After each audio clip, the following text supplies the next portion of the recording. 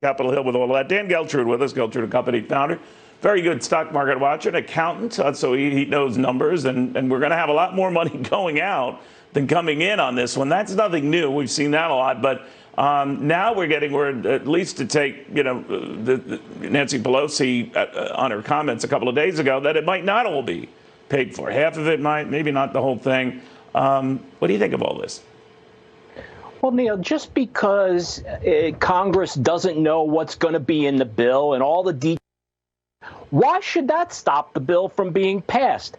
I personally think something is going to get passed. Now, how large it's going to be remains to be seen. But if people think that ultimately senators like Manchin and Sinema are not going to come around, ultimately, they are going to vote party line. Now, there's going to be a lot of horse trading and all this, Neil, but ultimately something is going to pass. Why? Because it has to. This is Joe Biden's signature part of his agenda.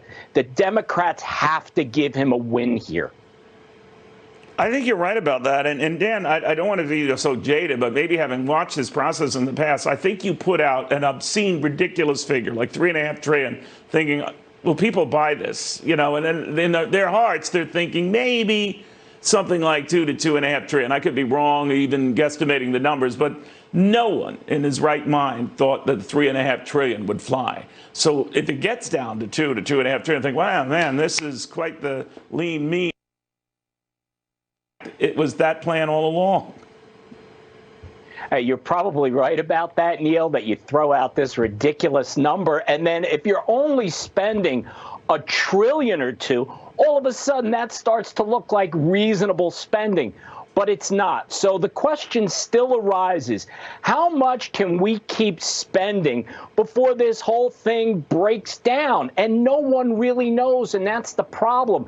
And the reason that the government keeps spending the way it has been is because there hasn't been any consequences. At some point, there will be. And as far as the mantra of we can have these big bills because we can tax the rich, we can tax the corporations, I'm going to tell you right now, Neil, all of that is garbage talk. To be able to even get close to paying for something like this, more people are going to be taxed. They'll call it charges. They'll call it something else other than a tax, but there's more taxes coming for everyone across the board. Yeah, it's just a matter of time and when, right? I mean, if it doesn't happen this year, the counter argument is it's going to be tougher to happen next year. But one way or the other, you think it's inevitable? It absolutely is inevitable. This bill is coming. It's just when and how large. Guaranteed to be coming. Again, what are they going to look like? We'll find out. But, Neil, there's some really scary things that they're talking about related to taxes. One specifically is the thought of taxing unrealized gains. I can't even imagine how something like that is going to work and what the impact on Wall Street is going to be. Because once something like that goes into place, if you're going to get taxed on unrealized gains, then you might as well realize the gain, which means that there's going to be an awful lot of selling on Wall Street in the days ahead.